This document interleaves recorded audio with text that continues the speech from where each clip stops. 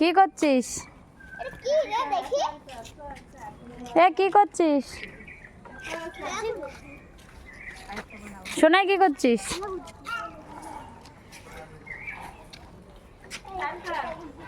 বাবাই কি করছো? কি করছো বাবাই? এই যে কি করছো তুমি? কি করছো? কি করছো? কি করছো? কি করছো? দেখ চুপ করে আছে। পিটাবো, ঠাস করে মারবো।